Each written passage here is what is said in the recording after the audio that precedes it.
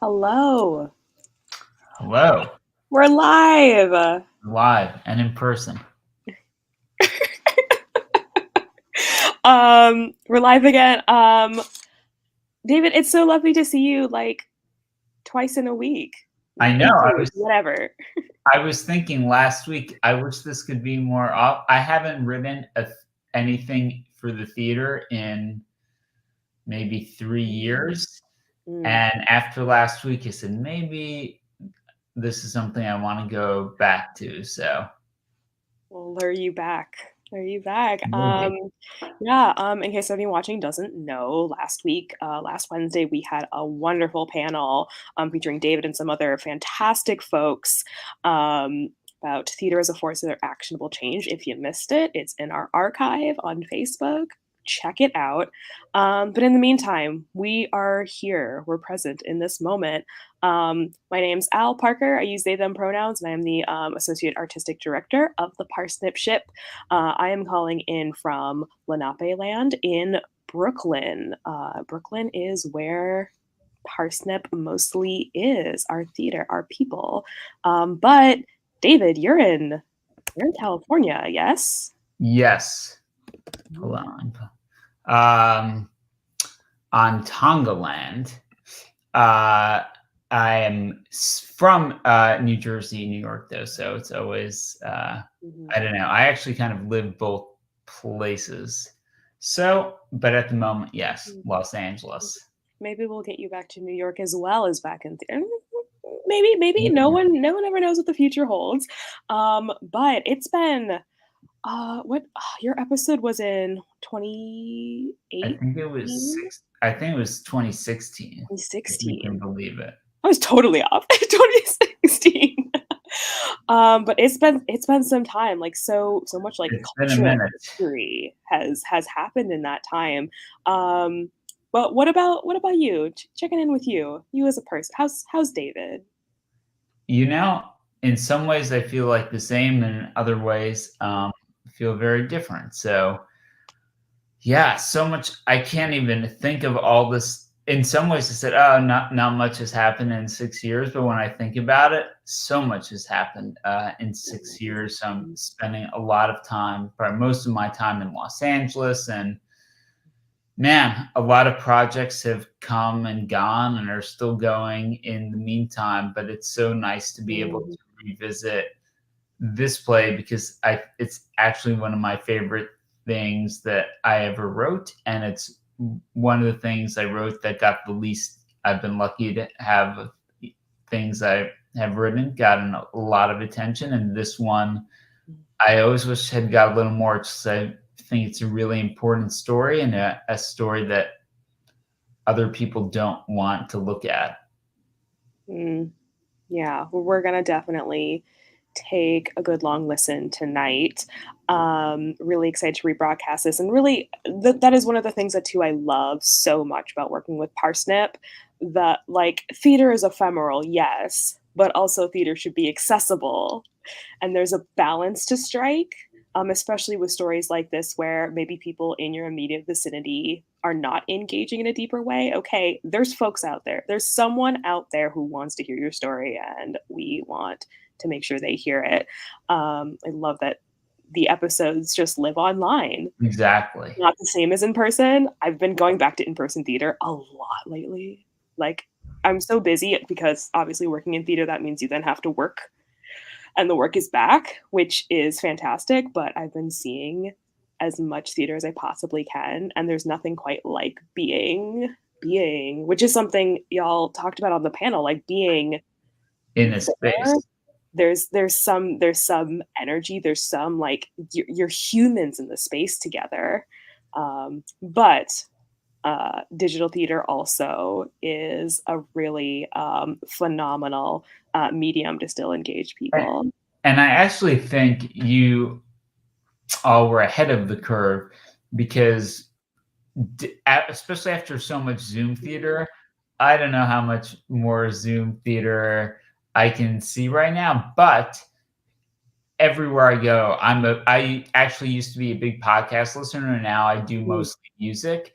but I feel like it's a much easier ask to ask someone to download a podcast and an audio play than it would be to ask them to watch something. And I think it's a really exciting medium and avenue. A lot personally don't I don't know, made me kicked off here, but I actually think it's a lot more accessible than internet theater. I just think it works better in that medium to have an audio recording personally. Yeah, I mean, that's one of like the amazing thing about technologies. There are still obviously like technological inequities across the world and in America, especially. But podcasts are generally a lot more accessible than other forms of media. You can just like, if you have an internet connection and a working device, you can get to Spotify, you can get to Stitcher, you can get to where people can just, I mean, we can also talk about like how Spotify, for example, treats the people on their platforms, what kind of deal artists get, but just the accessibility like to the art is like, I mean, I was born like mid 90s, so I was like growing up with, oh, you can do this now. Oh, you can do that now. Oh, I have my own laptop now. I have my own phone now. I have a device I can carry around in my pocket that gets me access to all. Like I remember my family had like the cheaper plan, and then when we were like, let's get data, that was wild. And now like it's so, again, not completely across the board, but it is so much more standard. We're like going in the right direction of being able to like have that.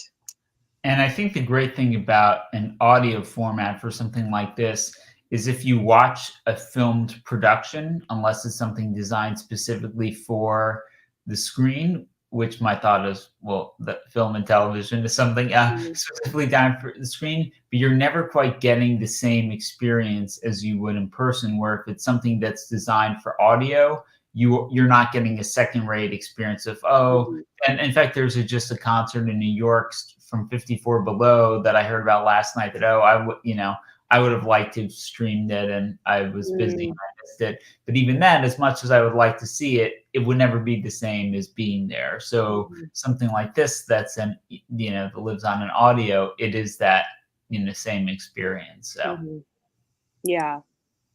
Just want to shower praise on you. Thank you. We accept praise. We also, to anyone watching, accept donations.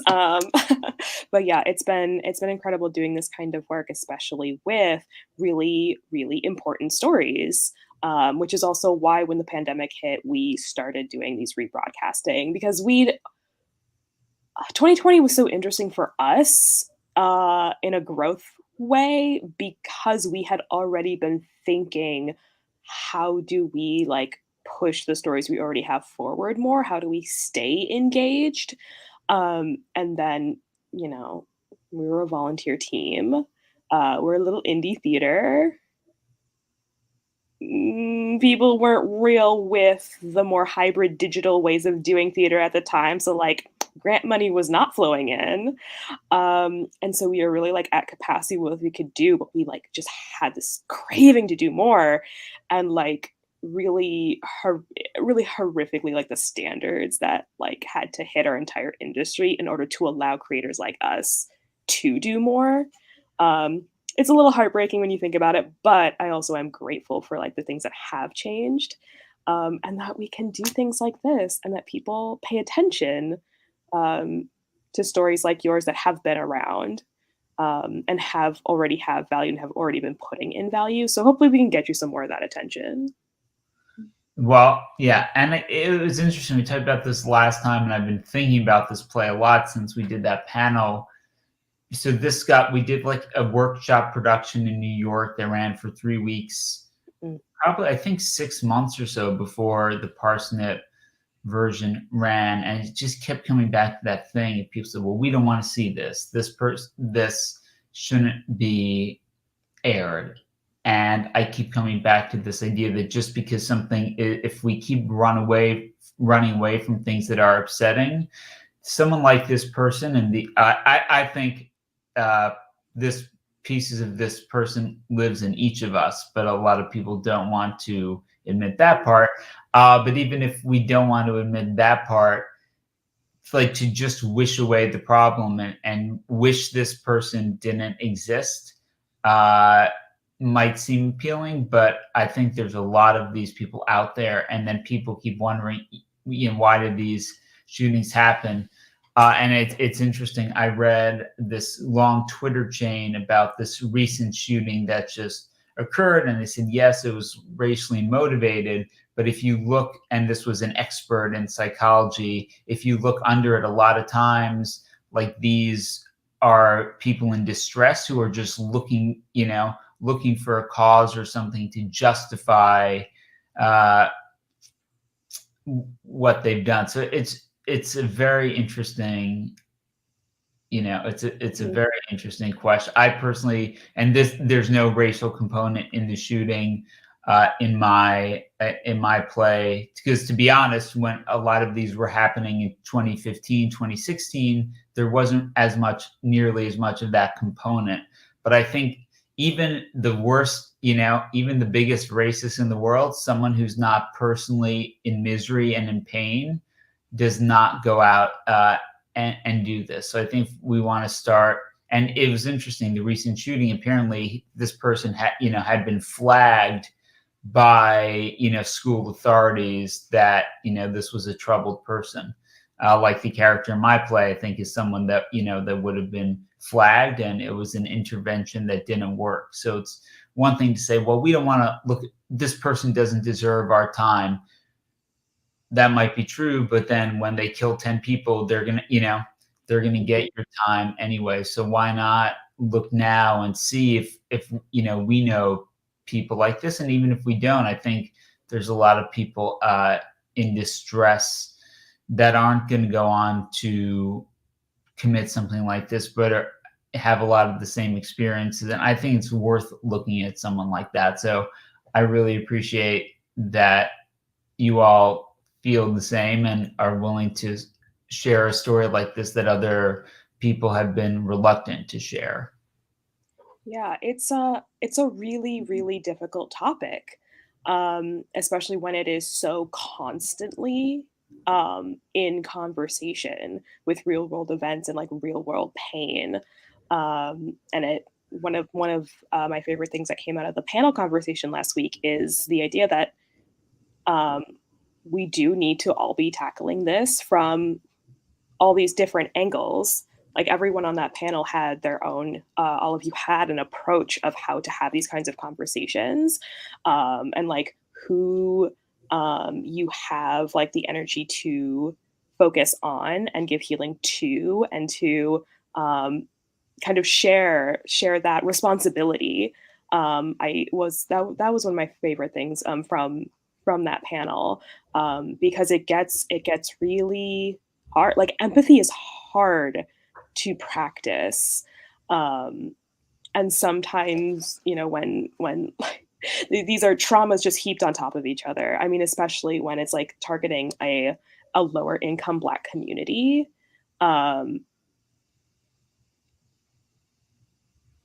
Yeah, I guess for me, it's really difficult. Even if someone doesn't deserve empathy, even if you think that, if the goal is to stop it, you really need to look at, what is the cause. And again, my plays, like this, right? But in my play, there's so many patterns of like people getting radicalized, where they start from a place of pain and it just escalates. Exactly. Escalates, and they get it was the same thing when you look at terror radicalization, that groups, and this is all right, because all these groups are very similar, right? Radical, is radical Islamic terrorism, white nationalist terrorism. They're able to, recruit. I think it's two things: a combination of, there are just some who are ideologically bent, but a lot of it is they go to certain, they target a certain type of person that is lonely, that is isolated, and they give them something to be a part of, no matter how terrible it is. Apparently, this manifesto of this latest shooting was almost largely copy and pasted from previous, which, and Yeah, there's a culture around it. I There's don't a culture that people. One of the downsides of technology, one of the downsides is, like it's so great that art and information and all these kinds of things can spread so quickly. But then, yes, on the other hand, any kind of idea can spread really quickly, and people who are grasping out can latch onto something that leads them down. it's But the interesting thing too, as you said, when you were writing this was kind of before a lot of the things that we now see routinely. Unfortunately, that's so awful to even have to be speaking. But the time period you wrote this is um, a slightly different look on how your character ends up in this position. And I'm not. We'll wrap up because I don't want to start getting into then spoilers then. But the way that your two main characters connect and find a way to actually have a discussion about this is really really well done. So yes, we do want to make sure that we get to this story. Yes, sorry for going so long. No worries. There's always so much more conversation to have around this topic. We got a lot talk about and a lot to keep doing between talk and action. There's a lot to keep going. But David, thank you so much for being here in this moment and being with us last week and sharing your story with us yet again. And I really appreciate it. Many bad things too, but I won't focus on those. But many great career things have happened to me in this interim 6 years. But it was really special to get this initial email about coming back to this, because people who saw and supported and believed at the beginning are always more special. So that's how I feel about you, and I'm so glad this opportunity came back. Right. We are so grateful for so many of our artists. We're so grateful to re-engage with you around this. And let's turn it over. All right, folks.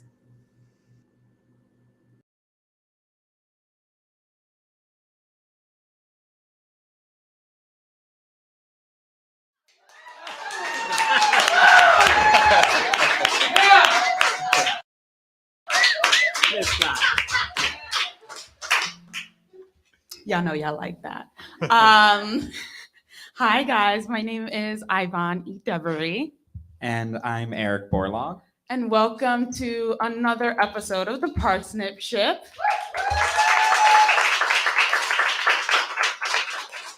It's actually our last official one of our season. So yeah, we made it another season. It's great. But it's not our official. So much smoother than last season. Last season, I think we got out 4 episodes, and that took us a year and a half. And this year we did it steadily over time, and this is our 10th episode of the season, I think. Yeah, and I think with every episode we learn something new. Yeah. There's always a new challenge, but things always come together because that's the beauty and the magic and the fun of theater and what Eric and I do, and why we love to interact with our audiences and our awesome musicians and our awesome actors and our awesome sound engineer and everyone who helps us every month to put this together. So thank you for, again, being here and for sticking with us, our listeners. We're only going to get better, bigger and better. So for tonight, we are at Cloud City again in Brooklyn, and we are hearing the play Broken by David Meyers. And tonight's episode is directed by Dina Epshteyn, and we are joined by our lovely cast who are going to introduce themselves. I'm Jarrod Bates. I'll be reading Kevin. I'm Roger Miller. I'll be playing Officer Falco and the stage directions. I'm Stephen Massicotte. I will be reading Dr. Palmer. And we are joined by our lovely musical guest tonight, Andrew Lynch. And Andrew will take it away. The village is starving. They sharpen their knives and dream of the next flesh they'll swallow. But here by my window, beneath this blood-red moon, it's more than my belly that's hollow. Oh, every bird that flutters and every buck that bounds is promptly dipped in butter till no more can be found. And when the butcher's block is empty, the hunt begins anew for something we can stab and slice and chew. And I wanna know, and is there something I can be without destruction? I wanna know, and is there somewhere I can live that isn't death? I wanna know, and why the hunger that I feel is always growing. Oh no. And even as the blood is dripping down my chin,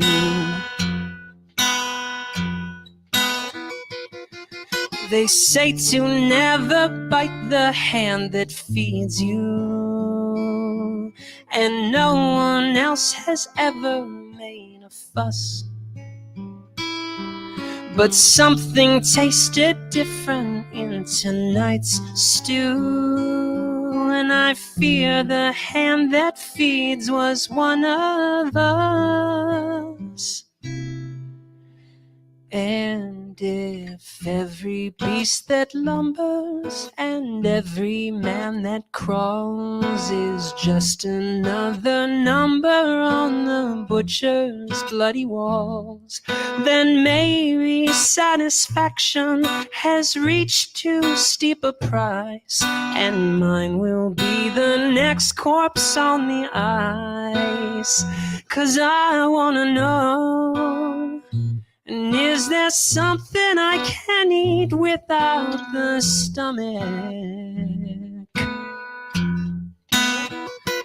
I wanna know, and is there somewhere I can live that isn't death?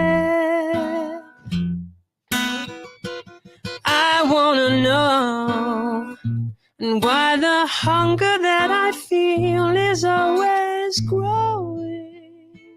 Oh no. And even as the blood is covering my hands, and now I see the blood that's covering my hands.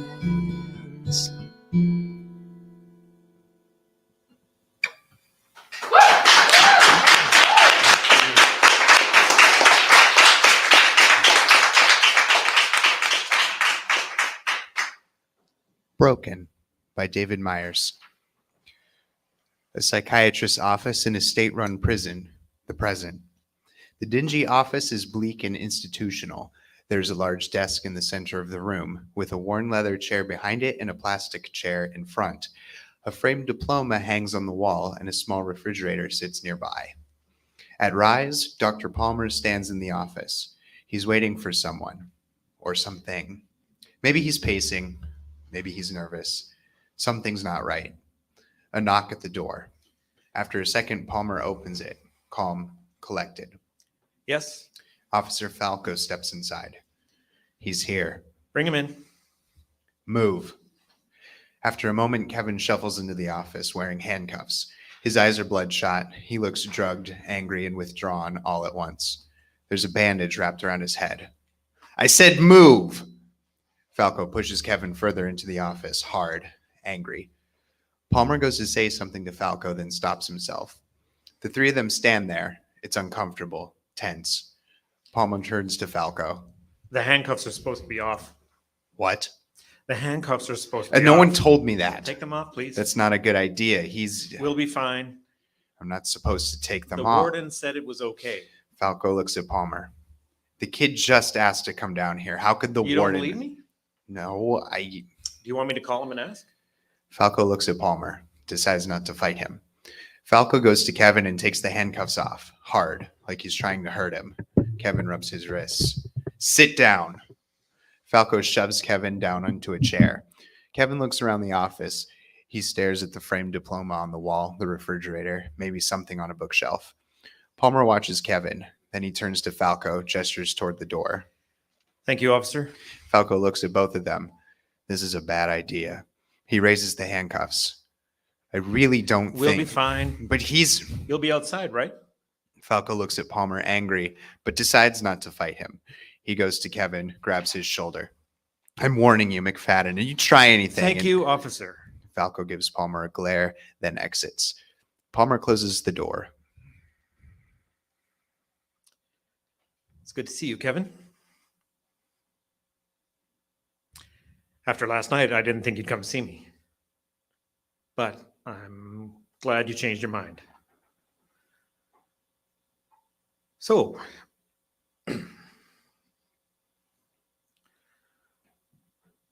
would you like something? I have soda. I know they don't let you have that. Palmer goes to the refrigerator and takes out a soda can. Kevin stares at the can, a potential weapon. Palmer holds the can out to him. Here, Kevin. Don't you want it? Kevin? What is it? You don't like soda? Would you mind if I had one? Palmer snaps the can open, starts drinking. You know, they design this stuff to get you addicted. They have scientists. That's all they do. Manipulate the chemicals, the sugar. But you don't drink it. That's smart. I could probably use your help. Get me off this stuff.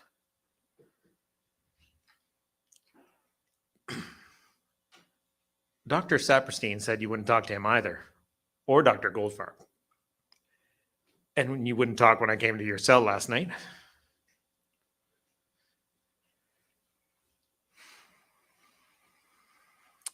That's fine. We don't have to talk.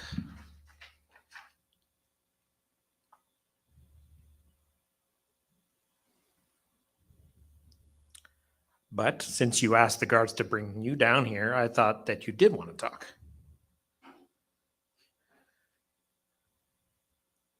I know it's been hard. 3 weeks, solitary, the isolation, the lack of contact. I know you probably think that people hate you, but I meant what I said last night. I want to help you, Kevin, to listen.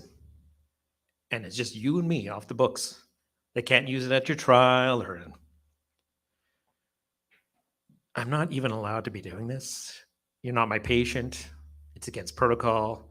But Saperstein, Goldfarb, I wouldn't talk to them either. You don't trust me, I understand. But I'm not like them, Kevin.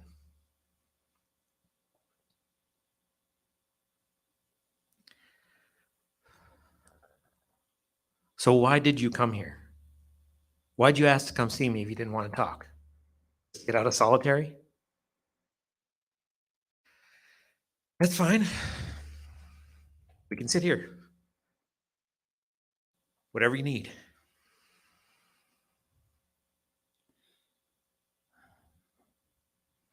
The carbonation. What? The carbonation. It burns my lips. Really? I've never heard of that. And this was when you were younger too? Kevin nods. Did that make it hard to fit in with? Don't. You're right. Kevin looks away. Now and often, he has trouble making eye contact. You know, I didn't fit in when I was growing up. It was fine when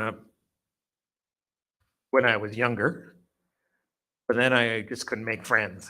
Never knew why. Is that how you felt? Your mom said that. You talked to my mom?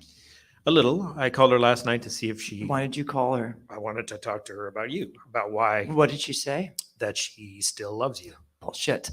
She does. She's worried about you. Kevin shakes his head. the gun had been a few inches to the left. They were assholes. What? That's why I couldn't make friends. People were assholes. Who? Everyone. I know, but who exactly? Friends, girls? Everyone. Oh. I thought you were just exaggerating. You think this is funny? Of course not. You know, your mom said that was her favorite thing about you growing up, your smile. Don't talk about my mom. No, don't talk about my mom. look, I'm on your side, Kevin. Saperstein, Goldfarb, you're right. They want to let you rot. And you don't? No, Why not? we just lock people up. People who need help, people who are in pain. We throw them in jail, and bad things keep happening, and we never know why. Because people are assholes. That's why. Aren't you listening? You think it's that easy? These guys in here, they kill people for a pair of sneakers. Sneakers. Because they're bored. I mean, who does that? Not you. You didn't just wake up and shoot 17 people, right? You had a reason. Do you want to tell me what it was? When I was 10, I was playing basketball near my house. And these 3 older kids came and tried to take my ball. I wouldn't give it to them, so one of them punched me in the face. My nose started bleeding. But I still wouldn't give them the ball, so they hit me again. And they dragged me into this hut on the playground, and they took a stick and pulled down my shorts. They raped you. That's not funny. That's what you want, right? Some stupid reason so you can go tell everyone why I did it? So they can go home and sleep at night? Kevin, You want to help me? What a load of crap. You come to my cell last night, say you're different. You care about me. And I thought, maybe, but you're just like that. I'm a fucking science experiment That's to not you. true. A meal ticket so you can write some goddamn book or No, get rich. I- No, fuck you. Kevin stands up. I want to go back. wait, Kevin, wait. Hey, take me back. A knock at the door. Wait. Kevin stops. Dr. Palmer. I was like you when I was a kid, lonely, no friends. Another knock. Dr. Palmer. I built a bomb. I tried to blow up my school. Falco bursts through the doorway, looks at them. What the fuck's going on? Nothing. We're fine. What did he do? Nothing. We just. You're dead, you little shit. That's enough. What? I said that's enough. Don't you know what he did? Why are you? Do I need to defending- call and ask for someone else to come down here? He said he wanted to go back. I heard him. Do you want to go back, Kevin? Kevin stares at Palmer for a moment, then makes a decision and sits back down in the chair. Thank you, officer. Officer Falco backs out of the office. Palmer closes the door. Is it true? What? You tried to blow up your school. Yes. Why didn't you? Kevin, Why didn't you go through with it? my dad, he figured it out. He stopped me. He helped me. I can help you, Kevin. My life is over. You came down here, right? I'm talking to you. Why would we here if we thought your life was over? There's more to you than that person who walked into that mall. Palmer tries to take another sip of soda, but it's empty. You mind if I have another one? Palmer goes to the refrigerator, takes out another soda. Those scientists are good. Funny, right? Psychiatrist with an addictive personality. That's why I never did drugs. Thought I don't do drugs. never at a party. I or- didn't go to parties. Why not?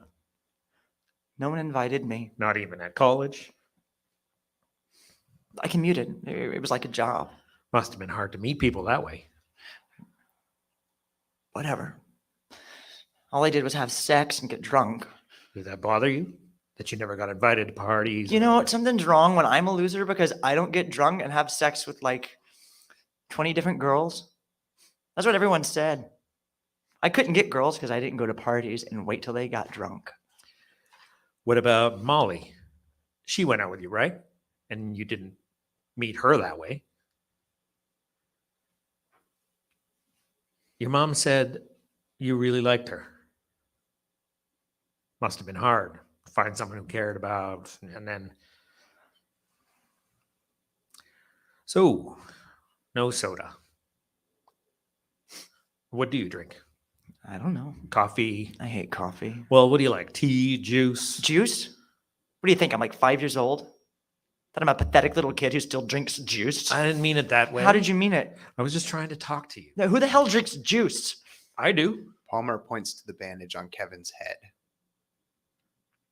Is your head healing okay? It was just a graze, right? I don't know. What do the doctors say? They don't talk to me. They just come in and change the bandage. Well, I bet you that you'll heal fast. Everyone I talked to said you're driven. Who's everyone? Your mom, your friends. What friends? Your writing teacher. Mike?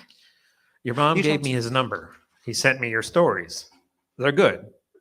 Different than I thought they'd be, but Why? I don't know. They're very hopeful. Don't think I'm hopeful? I don't know. That's what I'm trying to figure out. Have you ever done this before? Talked to someone? My mom took me once to help me figure out when I was having trouble making friends. And you didn't find it helpful? I mean, he kept asking what I was doing wrong, like it was my fault. And you never went back or tried a different therapist? I mean, it's pathetic. The only way someone will talk to me is if I pay them. You're not paying me. Someone is. You want some water? I've got some in No. there.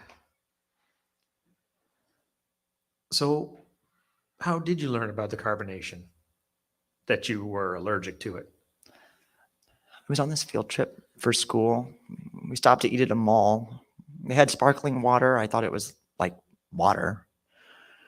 I was sitting next to this girl that I liked, and I took a sip and spit it out all over her.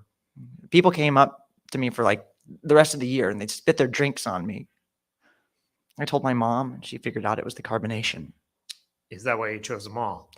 You know, why do you guys think that everything is about our childhood? Did someone else ask you about your childhood? Goldfarb? Saperstein? I thought you didn't talk to them. I didn't. But they made me sit there and listen to the same stupid questions about childhood trauma and Palmer pulls out a piece of paper from his desk. Standardized forms. They think we can fit people onto a piece of paper. Isn't that what you're trying to do? Palmer tears the form in half, tosses it in the trash. Believe me, I don't need some Ivy League asshole. Like you? What? Kevin gestures to the diploma on the wall. You went to Harvard, right? I did. So how come you're here? How come you're not the one writing those forms? Because I care about people. And they don't? I wanted to work with patients. With prisoners? Yes. Why? To help them. Oh, come on. You don't think that I could want to help you? What happened? Lawsuit? One of your patients blow their brains out? Blow up their school? Maybe this was a bad idea. Palmer stands up. Why don't you go back to your cell? Wait, Nice meeting you, Kevin. Palmer starts walking toward the door. wait. Oh, okay. I didn't mean. Palmer reaches for the doorknob. Why do I always fuck things up? I can't even kill myself, right? Palmer lets go of the door. Why did you come down here, Kevin? I don't know. I just want someone to help me. To help you what? Not be so fucked up. That's it? I don't know.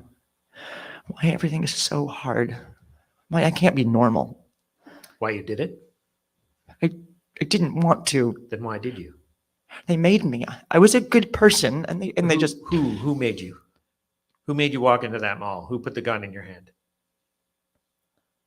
The first step is to take responsibility for what you've done. To Can we accept talk it. about something else first?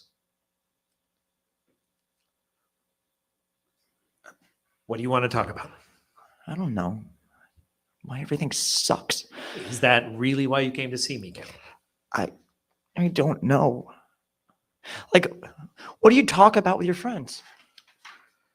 Movies, TV. I hate that stuff. Okay, well, what do you like? I don't know. Read any good books lately? You like books, right? I guess. I don't know. Like, do you live around here? I do. In a house or Yep, white picket fence, backyard. How long have you lived there?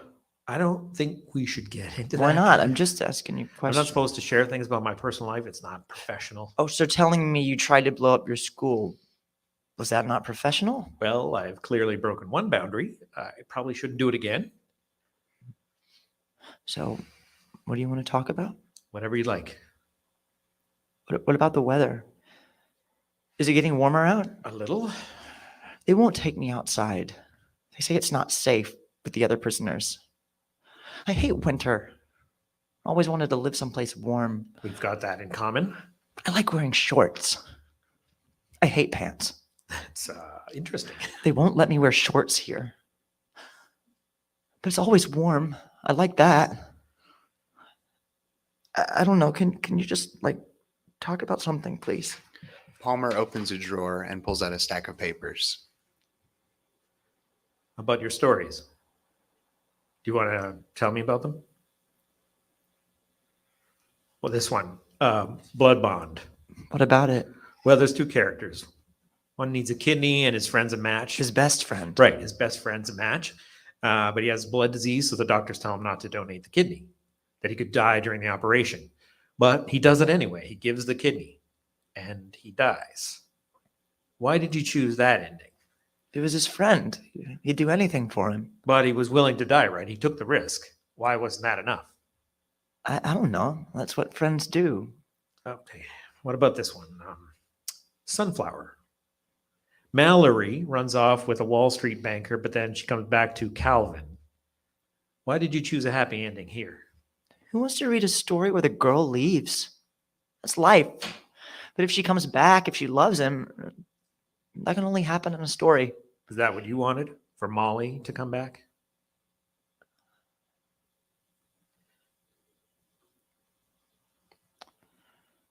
So, how did you get started writing? I don't know. I read a lot growing up. That was my favorite thing. And these stories just started to come to me. And I thought, I don't know. That if I was a writer, things would be different. How do you mean? That I'd be happy. Were you? No. I mean, I realized pretty soon that wasn't going to happen. Why not? Because I'm me. So why did you keep writing? It was the only thing I liked. I mean, writing was the best and the worst thing that happened to me. I found this thing that I love to do, but then no one would let me do it. Why wouldn't they let you do it? Because they wouldn't take my stuff. Your mom said you spent a lot of time writing it. That must have made it hard to meet people. It was hard because no one liked me. Why didn't they like you? I don't know. Ask Did them. you ever try to change how you... I know you don't feel it was something you did. It wasn't something I did. I was so nice. Even when I was a kid, I used to buy people candy and stuff. And then I went out with girls. I'd bring them flowers and pay for everything. And then they'd go out with these guys who treated them like shit. Did you ever try to see things from their perspective? Like maybe they thought you were trying too hard. How can you try too hard to be nice to people? Maybe they didn't understand why you were being nice to them. Because I wanted friends. I told them that and no You one told them cared. that, They just, that you wanted friends. I was a good person. I was nice to everyone and they shit all over me. They spit their drinks. I was one thing. My whole life, people ignored me. No one ever asked me to do anything. Did you ask them? No. Why not? It's pathetic to go around and beg people to Maybe hang they out. didn't know you wanted to do things with them. Maybe they just... No, they knew. I saw on Facebook and the internet, they were always doing things, always asking people to do things, to go to the movies or a restaurant, to go out. And no one ever asked me. Why do you think that is? I don't know. I've asked myself that my whole life. What's wrong with me? I mean, everyone hates me now. I get that. And they'll say that's why they didn't like me before, but it's not. I was normal. I was a good person. And they just beat me down until... Until what? Kevin closes his eyes. An impasse. Palmer mulls around the room a bit. Kevin looks at the empty soda can. Maybe he rubs his wrists. Palmer comes back to the desk, starts looking through the stories again. Sunflower. That's a great title. Do you have a favorite story? The Book of Jeb. Which one is that? About the guy like me. Who kills himself? I don't have that one. Oh, Mike said he sent all of them. I wrote it a few years ago. Maybe I didn't give it to him. How is he like you? Jeb? I don't know. He lived at home. Everything sucked. Were you writing about yourself? Are you a writer? I published a few articles. No, I mean a real writer. Stories. Palmer shakes his head. A writer always writes about himself. No matter what it's about, the characters, they're always the writer, even the bad ones. But they never see themselves that way. Even if they do something horrible, they always have a reason. Was Jeb a bad person? No, he was a painter. He tried so hard and it never worked out. And he had no friends, no family. You said he lived at home, With his mom. and that didn't count.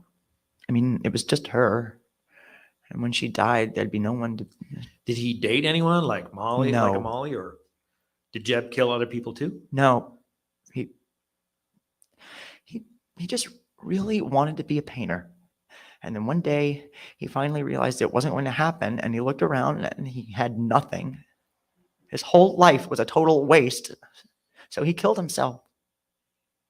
Was he your age? No, he was old, like 50. Why did he wait so long? I don't know. He hoped things would get better. And he was a good guy, too. He worked hard, followed the rules. Jeb or you? Jeb. That was part of the story. That you can do everything right, everything you're supposed to, and things still don't work out. So how did Jeb commit suicide? He shot himself At a mall? at the World Series. Wow. That's He ran onto the field. They had to cancel the game. why did he choose such a public place? I don't know. I just made it up. So everyone wanted to see it? No, So he'd be famous? he wanted to be famous for his painting. But he couldn't write, so maybe this was the next best thing. No, he wanted a way out. And then why didn't he just kill himself? He did. But if he wanted a way out, he could have killed himself right then. So why the World Series? Because he wanted people to see him, to make them pay attention, to make them sorry for what they did? How did your dad stop you What? from blowing up the school? How did he stop you? He was paying attention. He figured it out. How? He was always there. We did things together. He just knew. Why did you choose a bomb? It seemed like the easiest thing. Did you finish it? No. I had the timer and some wires, but How did you know how to make it? I found the plans online. I mean, on microfilm, on the library, whatever we had back then. Is that why Jeb chose the World Series? So people would. Did Harvard know that you tried to blow up your school? No. My dad stopped me and So he stopped you and you were cured? Like just like that? he took me to therapy every day. He sat with me. He talked to me about why I felt so sad. Why did you? I thought that everyone was against me, that I didn't have any friends or people who cared. But he helped me to see that a lot of that was in my mind, that people loved me, that my dad loved me. That's a pretty big switch. Trying to blow up your school to Harvard. It is. Luckily you had your dad. Did you like it? Harvard? It was okay. Is everyone smart? Not really. I thought of applying, but we couldn't afford it. Your mom said you got a scholarship. To state school. Well, that's still. So why didn't you like it? It was really cold. Couldn't wear shorts. That's it. It was all about grades and making money. No one even cared about the patients. So why'd you stay? It was Harvard. I thought if I was successful, if I was famous, is that how Jeb felt? The things would be different if he was famous? No, I told you he wanted to be a painter, but no one would let him. Why did other people have to let him paint? Why couldn't he just do it himself? He wanted to be a real one, to make his living that way. And no one would ever hire him or take his writing. But people took your writing. No, they didn't. Your mom said that a journal accepted your. That was nothing. It wasn't. It was a stupid website, and that was it. one thing So in you 5 think years. that happened right away? It wasn't right away. If you don't get anything in 5 years, then But you got something. You got a story published. A lot of people never even get that. no. There are thousands of authors. That's all they have to do, write. And people read their stories and pay them. People make their living that way, not some bullshit thing in their spare time. But no one wanted Jeb's paintings, right? Right. What about after the World Series? Did they want them then? That's not why he did it. But he knew it would happen, that he'd finally get that recognition. No, that's not. You don't think that was part of it? That he killed himself? Everyone would see his paintings, what they missed out on, that they'd be sorry for mistreating him, for ignoring him. It was the World Series. You think anyone there ever read a story? I thought he was a painter. He was.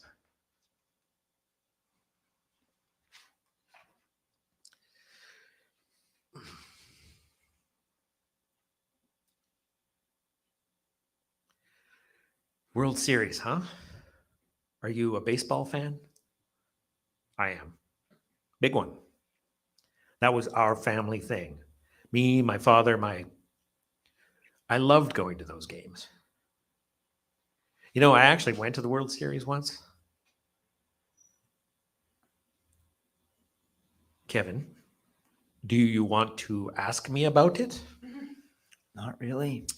That's how you get to know someone, by talking about what they're interested in, even if you're not interested in I yourself. hate sports. What? You asked me if I wanted to. I know, but that's hurtful. Don't you see that? If I said writing sucks. That's not the same. I mean, sports are everything that's wrong with this country. I mean, there's horrible things going on in the world. No one even cares. The news is all about football and celebrities and sports. And people are dying, people are suffering, and everyone just wants to watch TV and go online. But didn't you contribute to that suffering? No one even reads anymore. Poetry, that's already dead, and books are probably next. The whole country is decaying right before our eyes, and everyone just wants to watch sports and live through these 20-year-olds because their lives are so pointless. And people like me who care about this stuff, who care about other people, we're the losers. We're the ones with no friends. I mean, what kind of fucked up place is that? And you said Jeb didn't have many friends, right? You think maybe that was because he was so angry that he thought everyone had wronged him somehow? They did. What if some of them didn't? What if the problem was his perspective, how he saw things? No, that's not what I'm saying. Then why couldn't he make friends? I don't know. But you're the author, right? Can't you get inside his head? Maybe he tried too hard. Like you said, and he was honest. He said what he felt. He wasn't mean to people, but he was honest. Did he ever try to change his behavior? All the time. He tried to be what people wanted, like upbeat, or he wouldn't say what he thought, but it didn't matter. He couldn't fit in. Did Jeb think about hurting anyone else at the World Series? Why would he hurt them? Weren't they responsible for what had happened to him? He didn't even know them. But they were part of that society, right? That valued sports, that rejected him, that wouldn't let him paint. So wasn't it their fault? Maybe. So why didn't he do something about it? Because it was wrong. So he knew it was wrong. I told you, he was a good person. He didn't want to hurt them. He didn't want to hurt anyone. But he didn't hurt them, right? Just himself, because he knew it was wrong. Did you know it was wrong? Was this your first job after Harvard? No. What did you do? I know what you're trying to do, Kevin. What? You're trying to deflect attention. Why can't I ask questions? You keep pushing me and asking me. You came here to see me. Kevin stands up. Well, maybe I shouldn't have. Wait. If you're just going to use me. Wait. What did you do after Harvard? I had my own practice. Where? California. What, like LA? Actually, yes. I thought you wanted to help people. Oh, people there need help too. Yeah, like how to spend all their money and get laid. Being rich doesn't make you happy. Bullshit. And then why are we the most depressed country in the world? If being rich makes you happy, then why are so many people here unhappy? I don't know. Because our lives are so good. Because we have time to think about these things. Kevin shakes his head. Would being an author make you happy? A real author? I guess. But you can't buy that, right? I'd have more time to write. I wouldn't have to have some shitty job. Like your job at the phone company. Yeah. But you quit, right? You picked up and quit. You had all day to write. No matter how much money you had, you couldn't be an author unless someone else took your writing. I could have published my own book. So why didn't you do that? Why didn't you go make money and publish your own book? Because then I wouldn't have the time to write. Well, when you were older, you could have. And what if I get hit by a bus tomorrow? Then I would have worked at a shitty job for nothing. I'm a writer. I should be spending my time writing, not selling phones.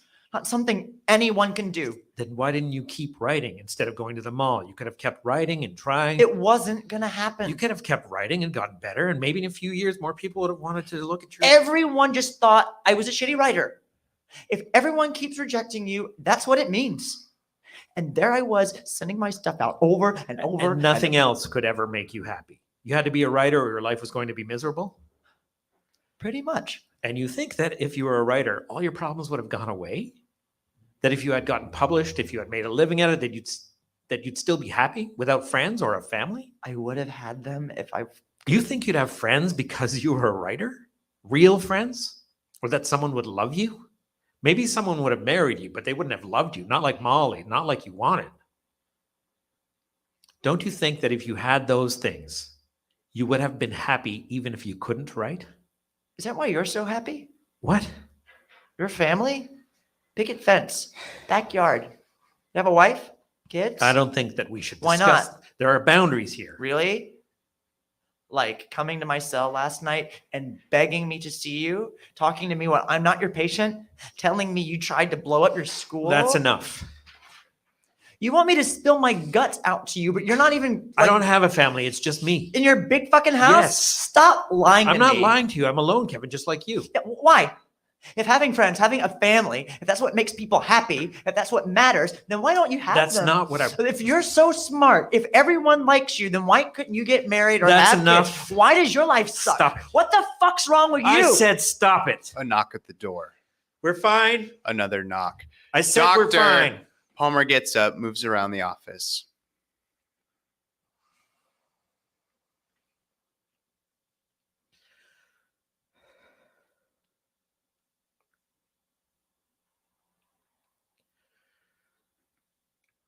I'm sorry. I shouldn't have. I wish I had a family like yours. Your mom seems. Do you want something to drink? Water? It's not carbonated. Palmer goes to the refrigerator, takes out a water, tries to give it to Kevin.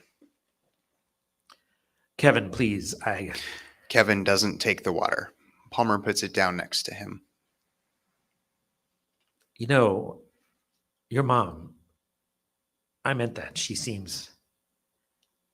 really loves you, Kevin. I know you think she doesn't, but she does. She said that you wouldn't see her when she tried to visit. Why not? I can see you care about her. Why won't you let her see you? I almost stopped. Before I bought the bullets, I just sat in the car, thinking of what it would do to her. She was the best mom. She would have done anything for me. When I was 10, there was this action figure I wanted more than anything. She took me to all the toy stores, but they didn't have it. I cried all night. My dad yelled at me, said he was going to take off his belt. He never did. He just threatened. The next day, when I came home from school, my mom told me to look in my room. She wrapped it with a bow. It wasn't my birthday or anything. She just wanted me to have it. So she went to like a million stores. Sounds like she really loved you. Yeah, but what? I don't know. She like babied me. And she made me feel like I could do anything. That if I worked hard, if I was a good person, I would get what I wanted. So I grew up and I wanted all these things, but So it's her fault. No, I told you she was the only reason I almost stopped. But you didn't stop. You went into that mall. And it wasn't just her. Everyone said that. If you work hard, if you try hard, you'll get what you want. And they never think what's going to happen to all the people who want it and try hard and can't get it, who can't be writers or fall in love or make money. I mean, that's what everyone says we're supposed to have in movies, in TV. You tell people they're only successful if they get all these things, and then you create a place where most of them never can. What kind of world is that? Why didn't she see how upset you were? How lonely? She did. Then why didn't she do anything? Why didn't she try to help you more? She did try to help me. She talked to me. She took me to a therapist. She bought me things. She tried to help me make But friends. if she was really there, if she was really paying attention, she would have. It didn't matter. Why? But because she wasn't the one treating me like shit and rejecting me and turning me down. She couldn't give me those things no matter But how if much she she was tried. around more, if she would ask. She did ask all the time, and I lied. I told her I was fine. I was happy, that I'd never hurt anyone. She believed me. I never thought she would, but she did every single time. Why? Because she wanted to. She had to.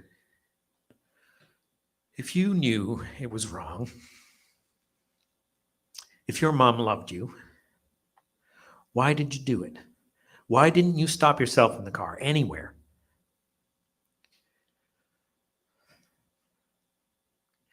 Why did you come to see me, Kevin? I don't know. You said you wanted me to help you, right?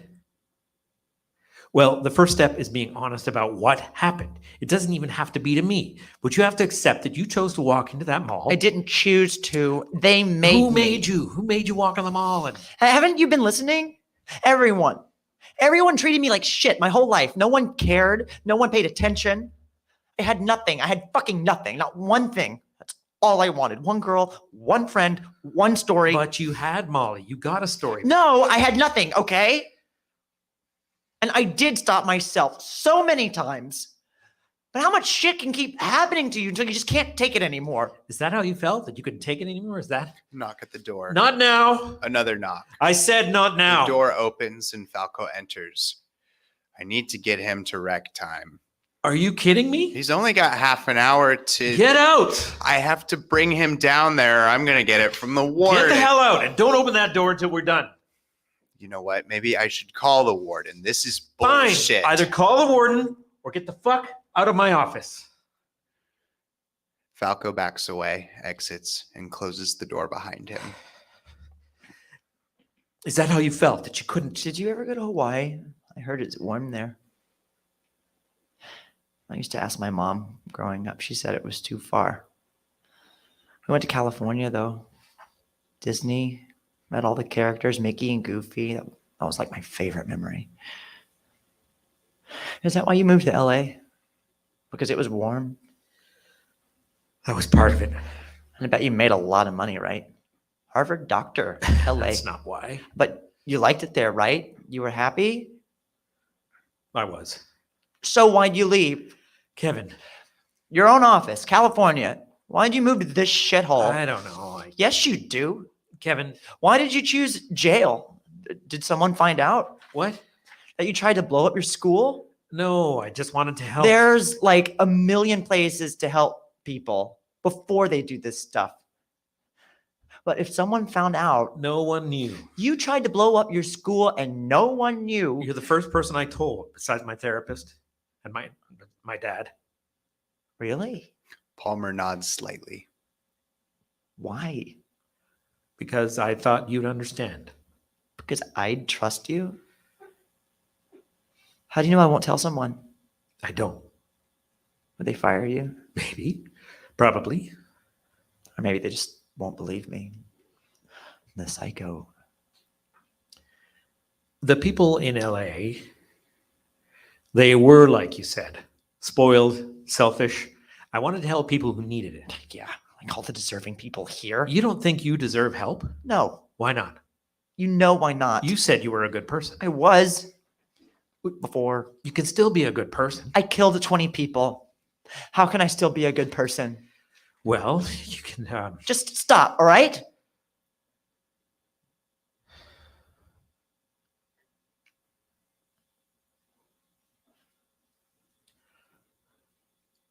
Are you having nightmares about what happened? I heard you haven't been sleeping much. Kevin, your mom said you had trouble sleeping before when you broke up with Molly, when you were at the phone company. She said you really hated it there. Why? They thought I was a loser. And they were the losers. They didn't even get how pointless it was. They were selling phones and they thought that they were curing cancer or something. And all they talked about was like football and sports. They'd go out every night and just talk about. How do you know what they talked about?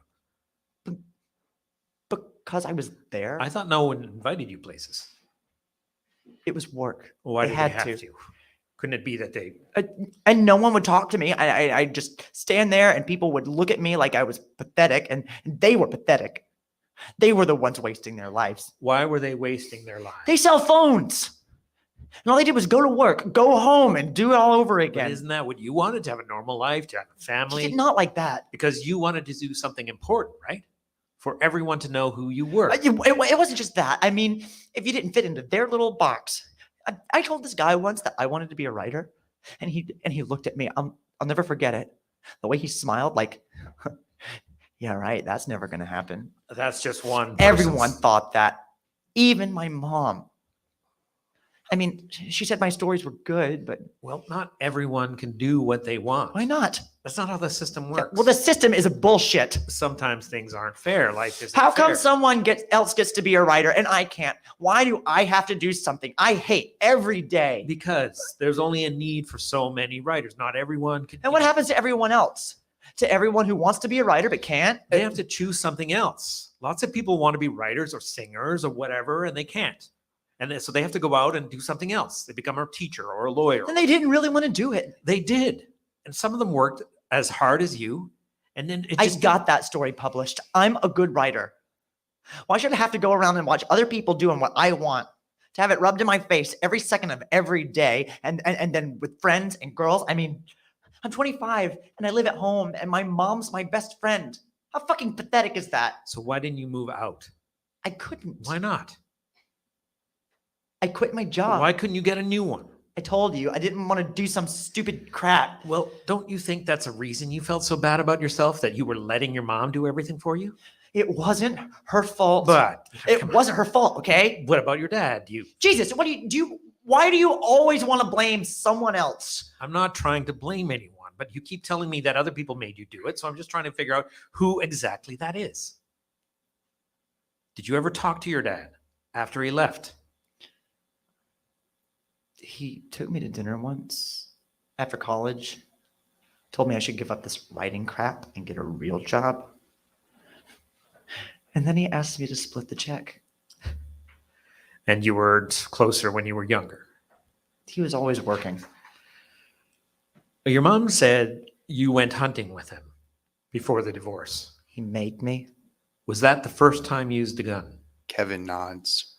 You used some of his guns at the mall, right? The paper said that. It's not like that. Were you trying to send him a message? It's not about guns. How could it not be about guns? If it wasn't a gun, it would have been something else. But you wouldn't have killed as many people. I would have found a way. But This guy in China stabbed 20 kids at school. He didn't need a gun. That's not the same. What about you? You didn't have a gun, right? I guess not. Did you like it, hunting? No. I mean, it was like killing them to kill them. We didn't eat them or anything. It was just for fun. And that bothered you? They were just standing there going about their lives and bam! We just blew them away. So what changed? You didn't like hunting, guns, and now something must have changed. Yeah. I watched movies and played video games. You think so? God, don't you get it? You can take away the guns and the movies and it won't matter. Why? Because that's not the reason. So what is the reason? Aren't you fucking listening? Because no one cares. No one would say yes. Because no one would take 2 seconds out of their day to even just... I care. Once you get what you want, you'll leave too. What do you think that I want? I don't know. But I can't just care about you. I can't just want to help you. That's not how the world works. That's a sad way to see the world. That's the only way to see the world. What about Molly? Did she care about you? I don't know. Do you want to tell me about her? How did you meet her? We knew each other growing up. went to church together, sang in the choir. She had this lisp. She always used to say, "Amazing grace." I loved that. She moved back home after college and was just kind of starting to talking on Facebook. And then she was just like everything I'd been waiting for. She was really smart and pretty. We had like everything in common. And she was the first girl, the only girl that I really liked that said yes. She did this thing with her face. She scrunched it up when she got really happy. The first time I kissed her, I just remember staring at her face. She had the biggest smile. I mean, I thought that was it. That all the pain, all those years had been for something. Even if everything else was crap, I still had her. We did everything together. We read all my stories. I loved her. And then just like out of the blue, she started taking longer to write back. She was always busy. So finally I asked her, and she said she didn't feel it. It was such bullshit. I was like, we did all this stuff, and there's no way you could have done that if you didn't feel it. What did she say? That she never really liked me that way. She thought if she kept trying, maybe she would, but she never did. And that was it. She just left. I read this article about a guy who lost half his face in a car accident, his eyes, his nose. He just got married. How pathetic is that? A guy with no face can find someone, but I can't. Why do you think that? Because there's something wrong with me. Haven't you been listening? It's always the same every time. Every girl I've ever dated, they're all the exact same thing. All said the exact same thing. They don't like me like that. They don't feel it. How can I make them feel it? How can I make someone love me? Sometimes things don't work out, Kevin. Even when two people love each other, even if you get what you want, it's not going to stay that way. Sometimes you wake up and everything you had is gone. Just like that. No one is happy all the time. I was never happy. But you just not said- once. Stop it. Bad things happen to everyone. What matters is what you do afterwards, how you deal with it. You can't just give up on as soon as things I get... didn't give up. I kept writing. I kept trying to make friends. But you only wanted things your way. It was either all or nothing, but that's not how. I sent her an email after we broke up that I would be friends, whatever she wanted. What did she say? That she was happy with her life, how it was, without me in it. Not exactly sunflower, huh? Was that the thing that set you off, Molly? Just stop, okay? I'm I'm done. Kevin stands up. I want to go back. Kevin, You don't want to help me? You want to use that's me? not and true. lie to me. So I'll I'm not lying. Come on. You tried to blow up your school. I did. You're normal. You're not like me. You're not some goddamn monster who. Why are you working here?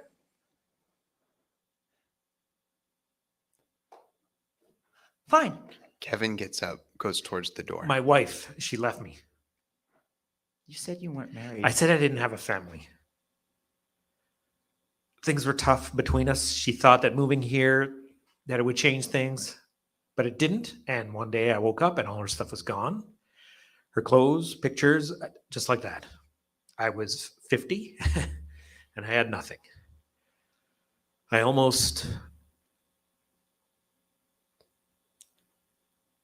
thought maybe if I came here, I could help people who felt the same way. What happened that morning, Kevin? Did something set you off? Come on. You want to talk about the truth? Let's do it. Why did you walk into that mall? I don't know. Really? Do you really believe that? You want to know what I think? I think you had some of the things you wanted. You got a story published. People asked you to do things. You had Molly. I think your problem was your perspective, how you saw things, that everyone had wronged you in some way. No. People have jobs they like. They have friends. No one cared about me. No one ever tried to help me or went out of their way for me. But people don't do that, Kevin. Maybe they should, but they don't. No. Even on Facebook. I would wish people a happy birthday, and they couldn't even do that for me.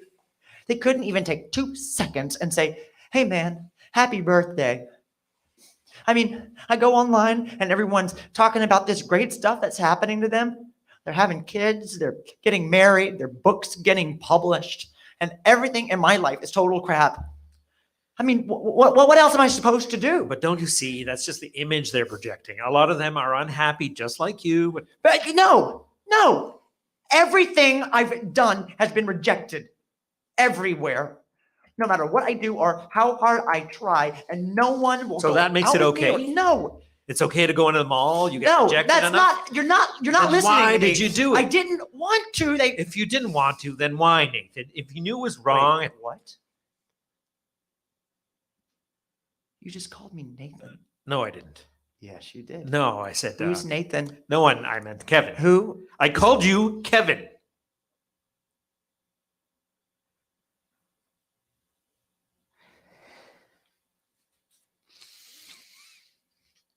Have you been writing since you've been here? I can't. Because of your head? They won't give me a pen. Afraid of what I'll do with it. Do you want one? No one cares what I want. Palmer goes to his desk, pulls open a drawer, takes out a green crayon. Here. A crayon. I'm not allowed to give you a pen. Yeah, just like you're not allowed to talk to me, right? Do you want it or not? Fuck you. Palmer puts the crayon down in front of his desk. He takes out a pen. You want a pen? Here. Take it. Kevin doesn't. Take it. Palmer puts the pen down on the desk. He looks at the door, nervous. He shouldn't be doing this. If someone finds out. Kevin stands up, goes to the desk, and takes it. Got some paper here, too. Palmer searches through the drawers. Kevin stands over him. It's too close, like Kevin can't understand the concept of personal space. Kevin looks down at the pen in his hand. Palmer doesn't see this. A moment of danger. After a second, Palmer finally digs out a small pad. He hands it to Kevin. Kevin goes back to his chair. He looks at the pen and paper. It's like a reunion with an old friend. Go ahead. Right. Kevin looks down at the paper. After a few seconds, he starts scribbling away. Palmer sits at his desk, watching, observing. Kevin continues writing. After a few beats, Kevin looks up, sees Palmer staring at him. Palmer tries to look away, but he's caught. Kevin goes back to writing for a minute or two. Then, So who's Nathan? No one. I told you. I thought we were being honest. It was a mistake. Who is he? Kevin puts the pen and pad down, threatening to leave. Fine. Then I'm patient. here. No, and I can't talk about other patients. Why do I remind you of him? You don't. Then why did you call me Kevin, You mean Nathan? stop it. You just remind me of him, okay? Why? You have a lot of the same problems. Like what? Social troubles, spiraling of grievances. Did you help him? I tried. What happened? I don't know. I stopped seeing him. Why? If you didn't get better, why did you stop? Okay. Did he do that's- something? Look, Did he kill himself? Was he the one who tried to blow up his school? That's why you're here, isn't it? No one would hire you after that. No, that's not what happened. If you couldn't even stop him from... He didn't do it, okay? It was me.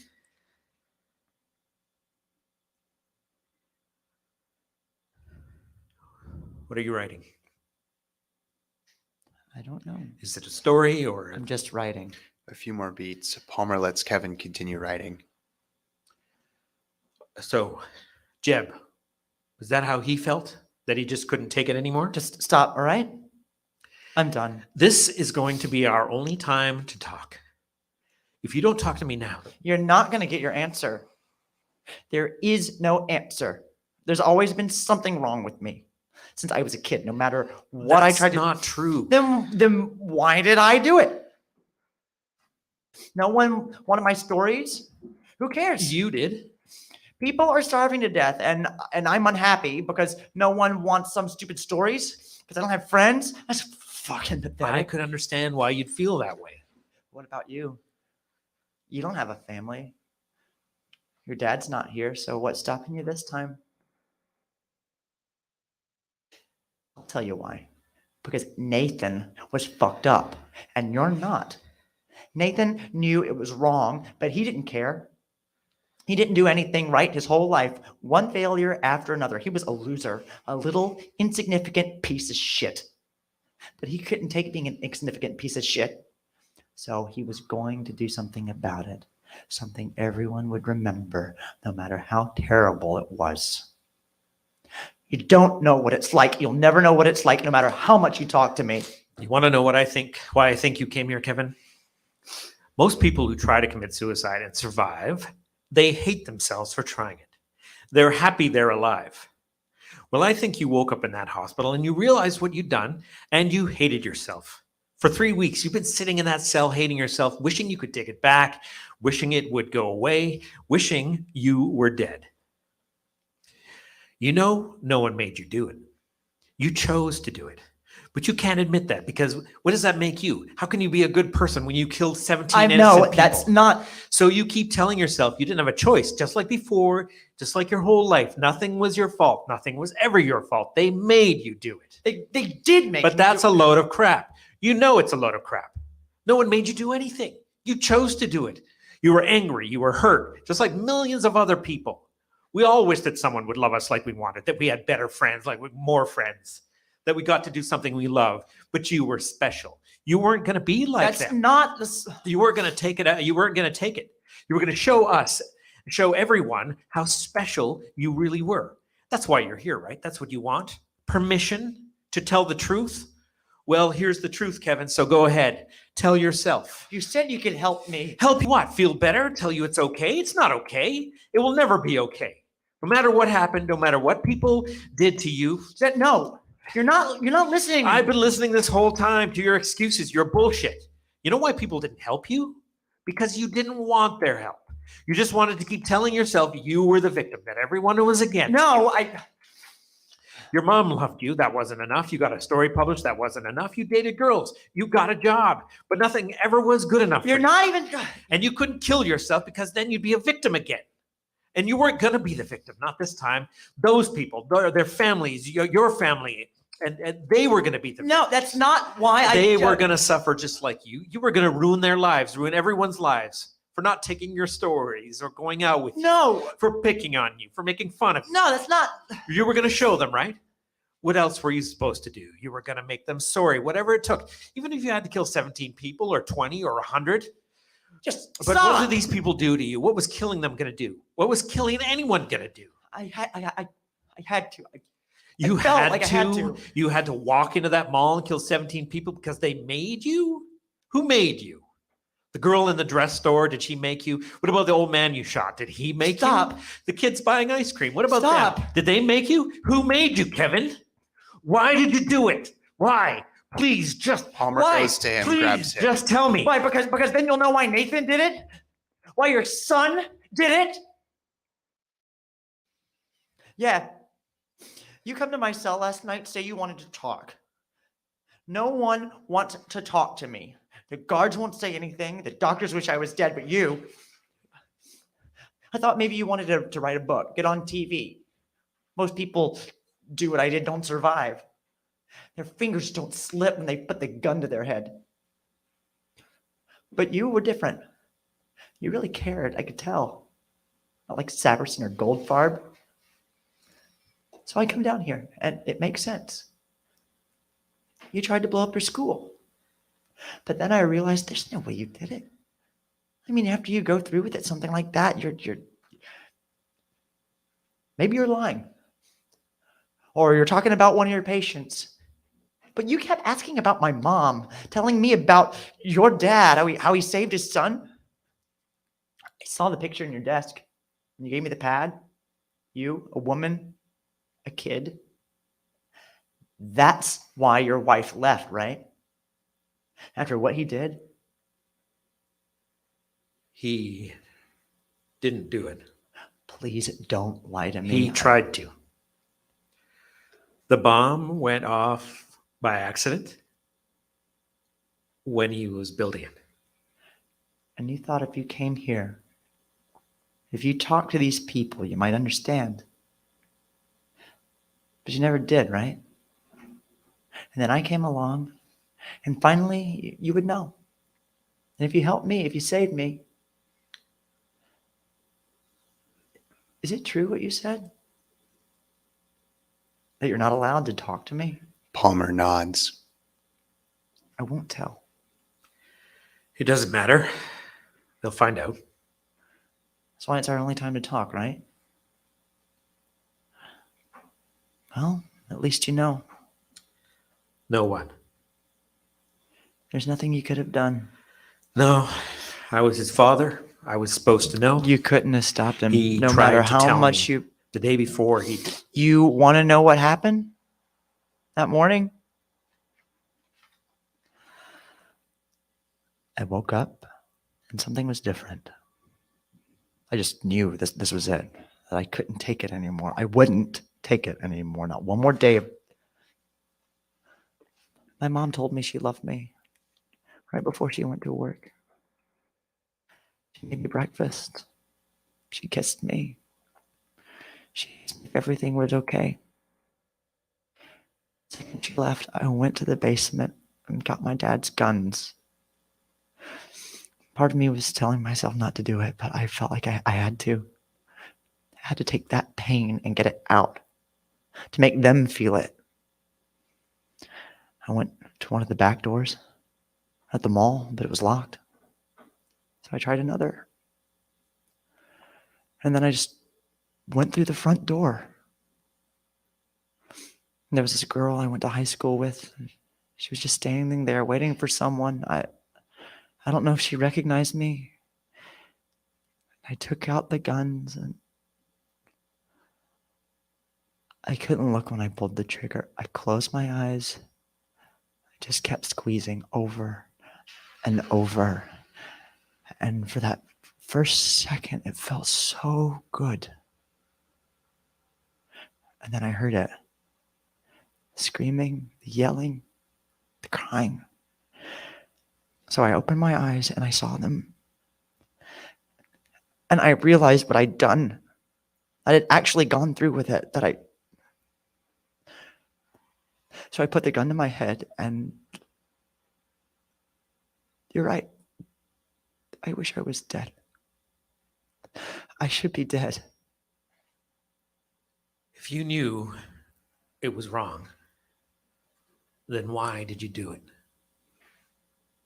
Why did Nathan do Because it? they made me. You really think that, Kevin? After everything we've talked about, you really think that's why you did it? Because they made you? You're right. No one made me. I chose to. I wanted to. I wanted to be something, I wanted everything they promised me, and I wanted it to be for something good. I really did, but if I couldn't get it that way, I was going to do whatever it took. I wasn't a nobody. I'm not a nobody. And neither was Nathan. And you're lucky he didn't survive. What? You know what my life is like now? Every day for a few seconds, I wake up and I forget where I am, what I did. And then I wish I could just have that gun for one more second. Your life doesn't have to be over. You can tell your story and help prevent Don't this. you get it? No one would listen. Why not? They want to say it's about guns because we're crazy. Because if they saw why we did it, they'd know there's going to be more of us. And no one wants to hear that. But we didn't want to hurt them. We didn't want to hurt anyone. We just wanted those things to be happy, to be part of it. You love Nathan. I can tell. That's all you could have done. Kevin stands up. He takes the piece of paper on his chair, the one he was writing on earlier. He folds it up and gives it to Dr. Palmer. Can you give this to my mom? Okay. Can I go back to my cell now? Palmer looks at Kevin for a moment. Then he goes to the door and opens it. Falco enters and looks at Palmer. Then he glares at Kevin and slaps the handcuffs on. Kevin looks at Palmer. Then Falco pushes Kevin out of the office. Palmer stands there for a few moments. Then he opens the note and begins reading it. After a few beats, his eyes jump up. He goes to his desk, picks up the green crayon, and realizes that the pen he gave Kevin is missing. He runs to the door, about to call out, but then stops himself. He looks at the crayon, then back into the office. A few beats. A decision. Dr. Palmer folds up the letter and stands there for a few moments as the lights fade. End of play.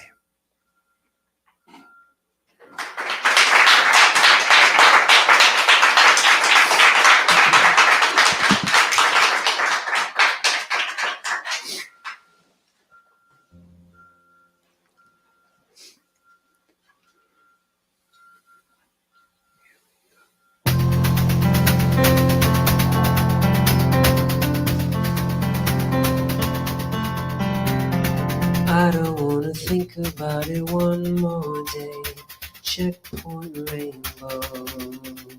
I think it's time for us to take a ride to finally see what's on the other side.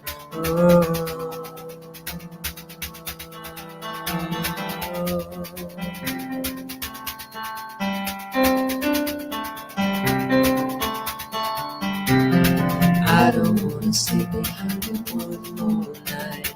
Checkpoint rainbow. I wasn't sure that we would ever know, but now I know it's time for us to go.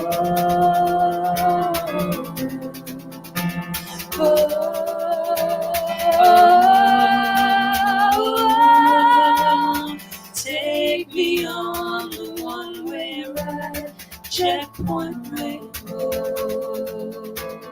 See you on the other side. Checkpoint rainbow.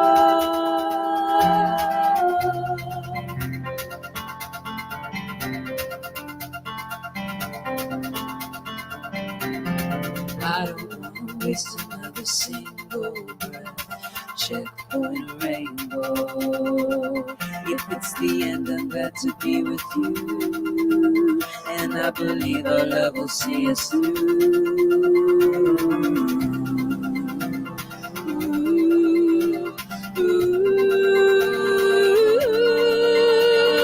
Take me on the one-way ride. Checkpoint rainbow. See you on the other side. Checkpoint rainbow. I never knew a winter sky so gray. I never saw the sunset in the west. I always knew that we would find a way over the rainbow when we're laid to rest.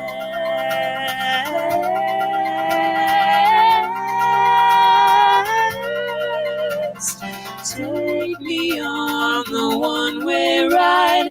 Checkpoint rainbow. See you on the other side. Checkpoint rainbow. Take me on the one-way ride. Checkpoint rainbow. See you on the other side. Checkpoint rainbow. Checkpoint rainbow. Checkpoint rainbow.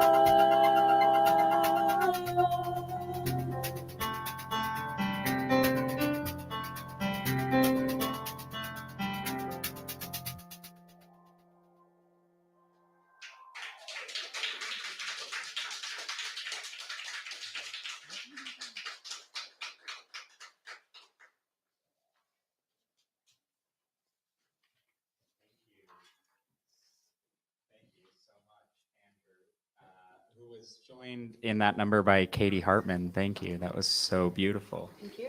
Thank you. And what a beautiful play, too. Yes. So we're doing a little quick reset because we're doing something different. Every episode is different. And our wonderful playwright David is actually in LA. Couldn't fly out here because he's that popular of an actor. So he's there, but he's calling in and he really wants to physically be here. And I think we're with him. Can you hear us, David? I can hear you. Yay. You hear me? Yeah, great. We can all hear you. It's great. Awesome. So I think we should begin by asking you the question that we usually ask at the beginning of the show of all of our playwrights, which is, what would the world be missing if it didn't have this play?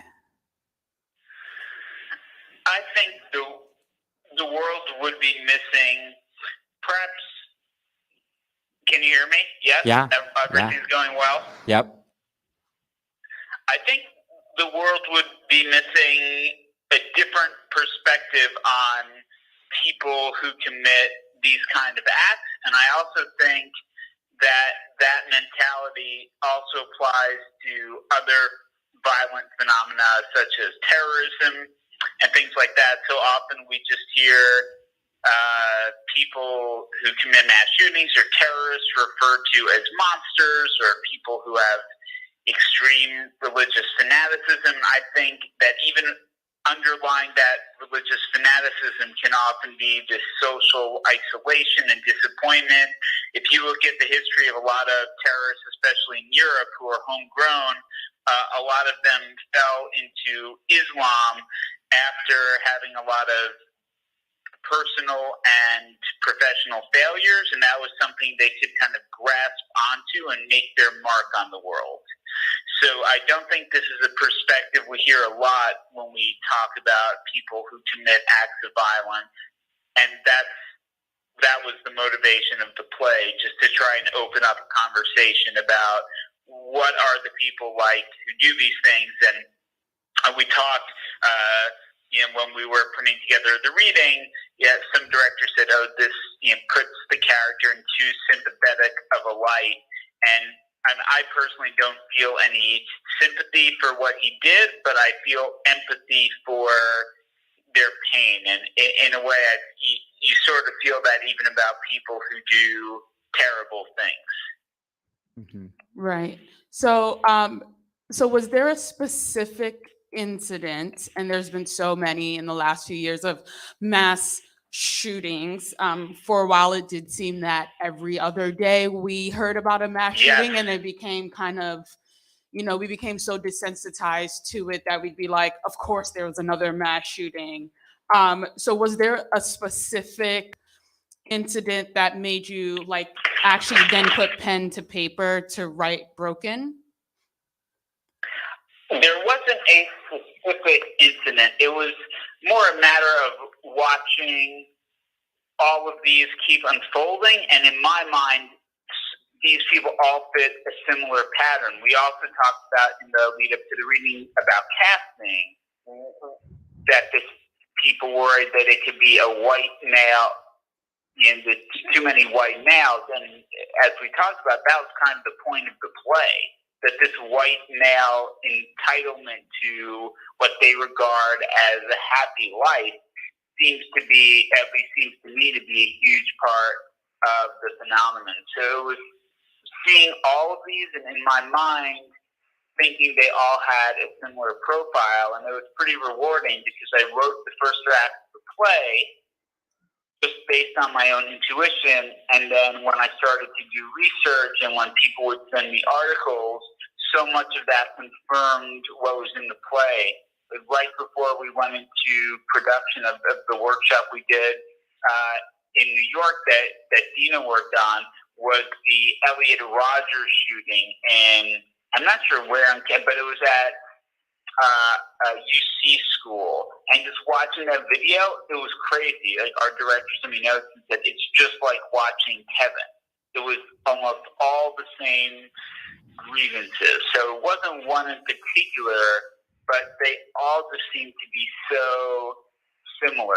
And I'm sorry, I'm talking a lot, but I'd like to bring this up when I talk about the play. I don't know if you all know Assassins, but there's this amazing imagined scene between John Wilkes Booth and Lee Harvey Oswald. And basically a 10-minute play. I think it's one of my favorite pieces of dramatic works ever written.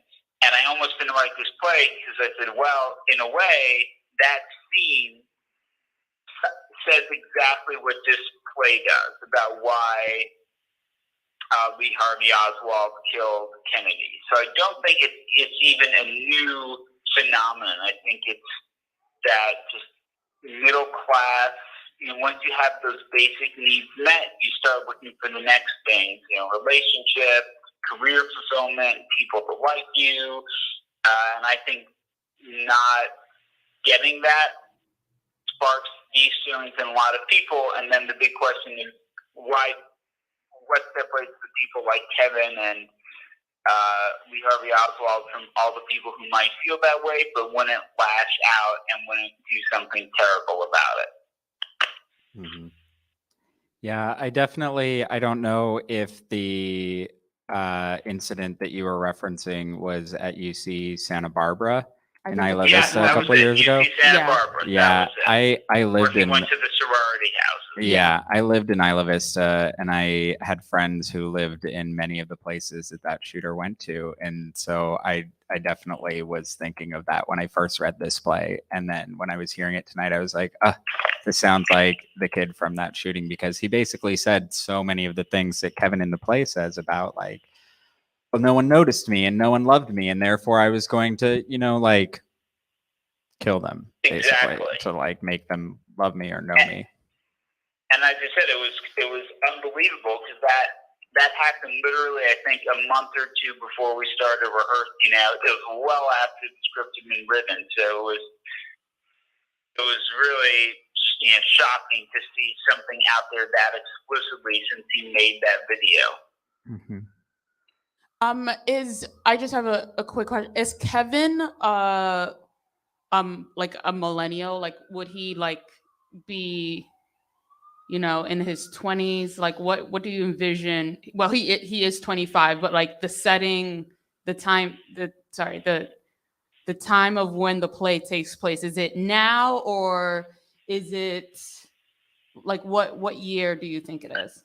That's interesting. You would have think I would have thought about that more, but I would say maybe set a few years ago, maybe 2013-ish, 2012, 2013, because I feel like he is of that generation. And it was interesting, a lot of people kept saying, well, he says he's 25, but he sounds so much younger.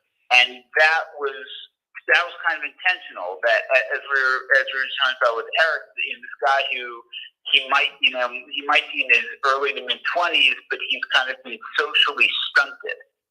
So it's sort of by design that obviously there's something very wrong with this person.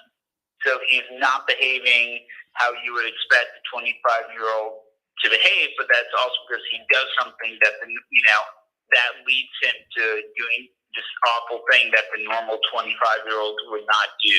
But that's a really great question about the time frame. I do think it would set a few years earlier to put him in that generation. And I'm a little older than that, so I don't know that generation. Although it seems to be similar to people who are coming into their 20s now to me, but I'm not in my early 20s now, so I wouldn't know that as probably well as some people who are there. Right. I mean, I just asked that question mostly because I feel like a lot of millennials, we get a lot of shit about how we're entitled and how we expect a participation trophy for everything.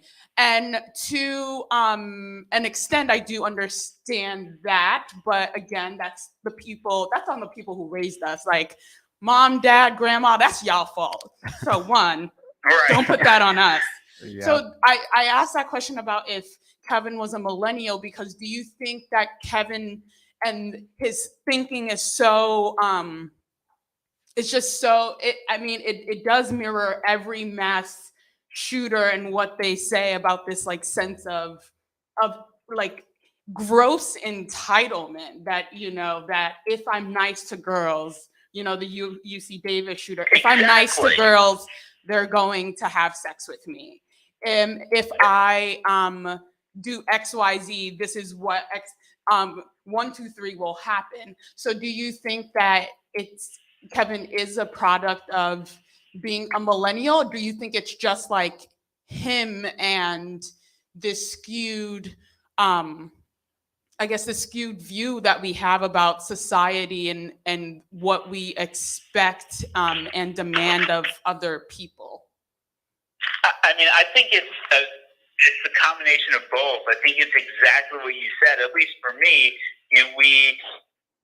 I was constantly told growing up, you're successful if you make money. You're successful if you have a nice house with a wife. You're successful if you have a lot of friends and you have career success. And then we are also told if you work hard, if you put in the work, anything is possible. And obviously we're all we're in a field where sometimes you can have more talent than anyone, and it just doesn't work out for whatever reason. And that's just part of life. Understanding that sometimes you can do everything right and things just don't work out, and that's just part of being human. I don't know if you guys know the musical "Merrily We Roll Along," which I love. There's a great documentary that just came out about the process, and they were interviewing Hal Prince about it. And the documentary traced the life of what happened to all these performers who were 17, 18, 19, and were in a Sondheim musical right at the beginning of their careers.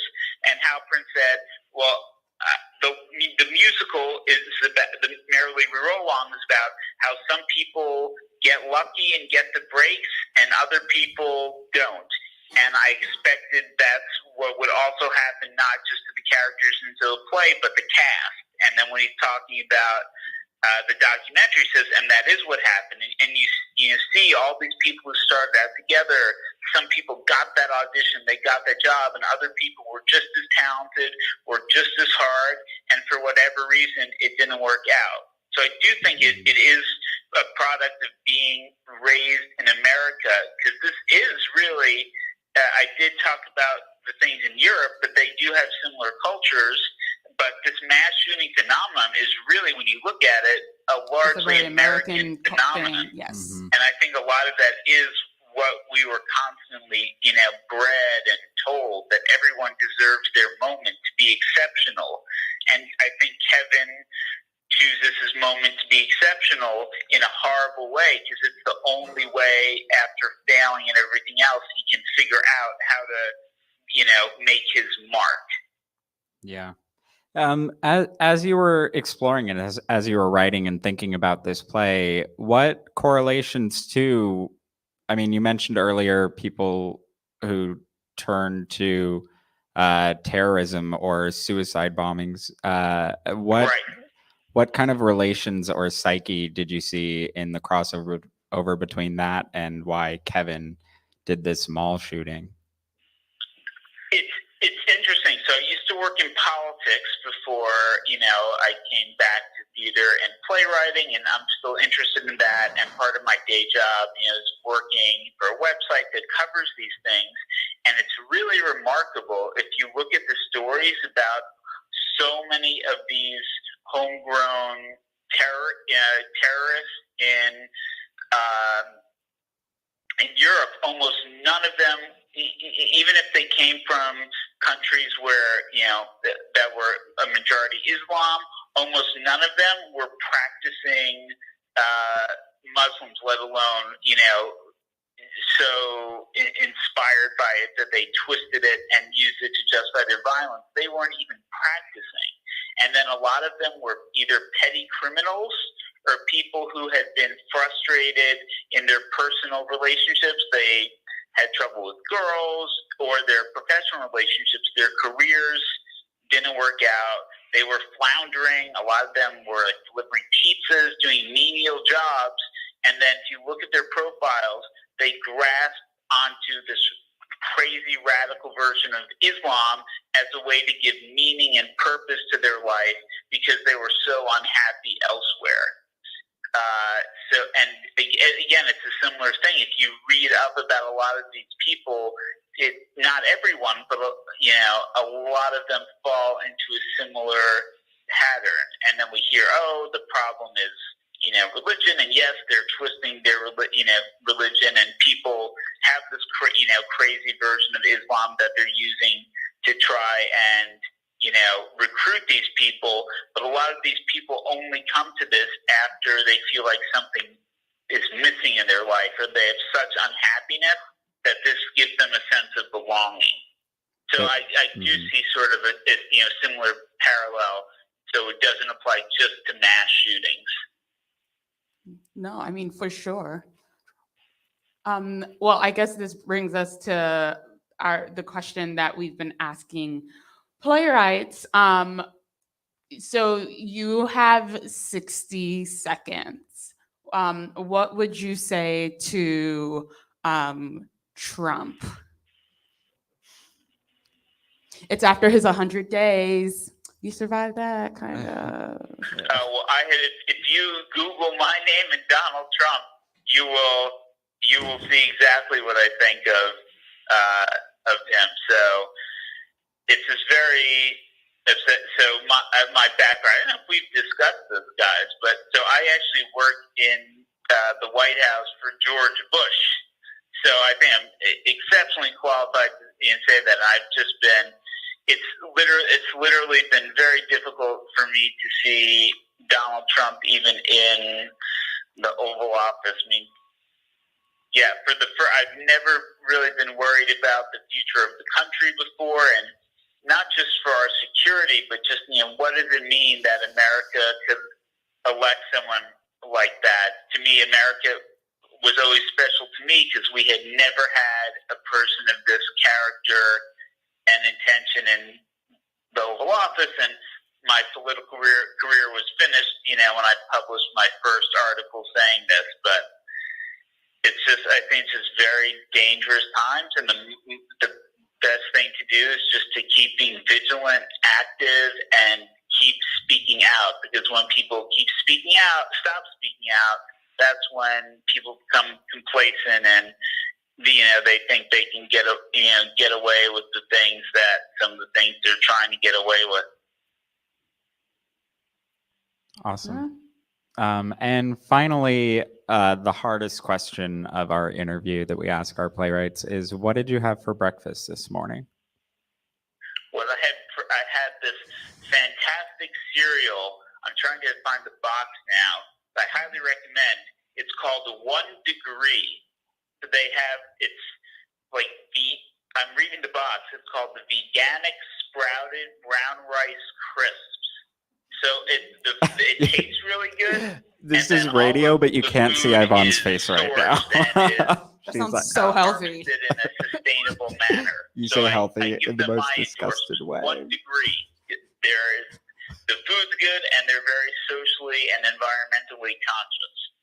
Well, you eat that, and I'm We're gonna have eat bacon. Yeah, butter and eggs. And before I go, I just wanted to thank you guys, one, for doing this by phone, because I'm so happy that I got to participate in this. It kind of killed me, that I wouldn't be able to, be part of this process. And then two, for just finding this play. I still remember the email I got from you a year ago.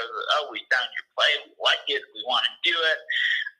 And I've listened to a lot of the podcasts, and I just have grown to know both of you guys, and I'm huge fans of yours, and I'm really, really thrilled to be part of this. And I just want to thank Dina as well, who's a fantastic director and a really great friend, and then also the cast, Thank you, Dina. who I've never met.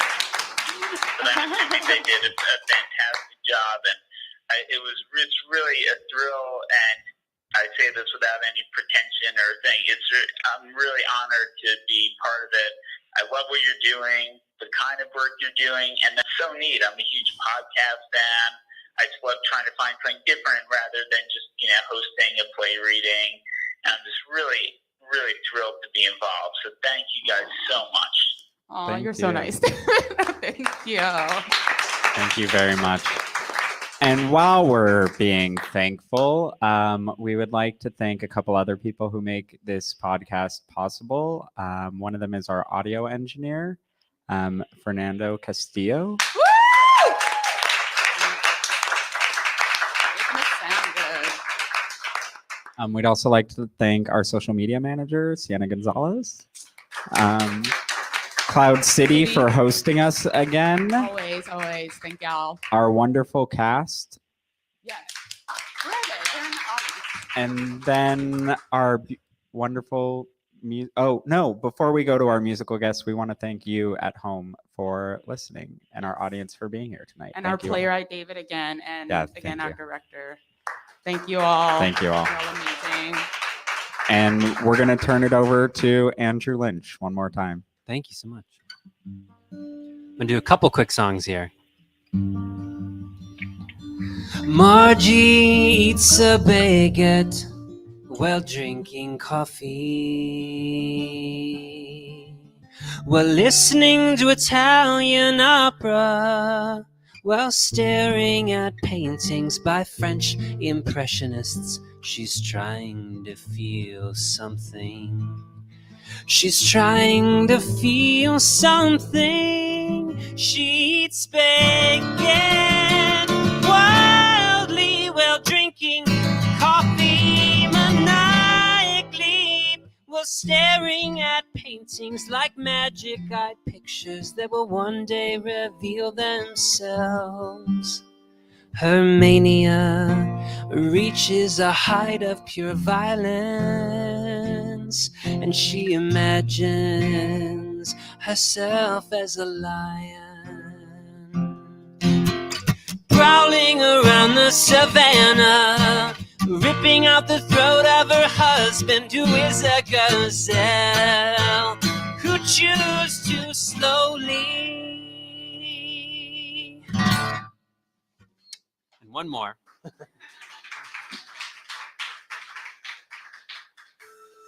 These songs are both from a play called Leap and the Net Will Appear by playwright Hannah Porter. So this is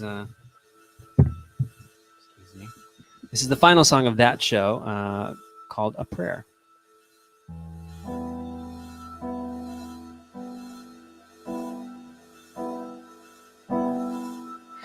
In this room, there is an ocean of longing. In this room, there is a well of forgetting. There is a rule that is breaking. There is your hand on a lampshade. There is your hand.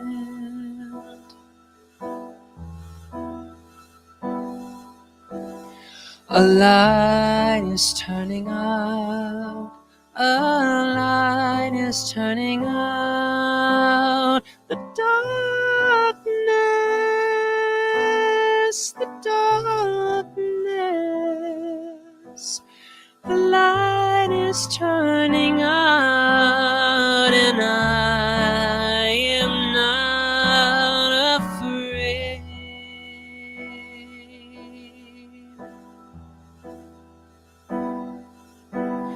The light is turning out, and I am not afraid.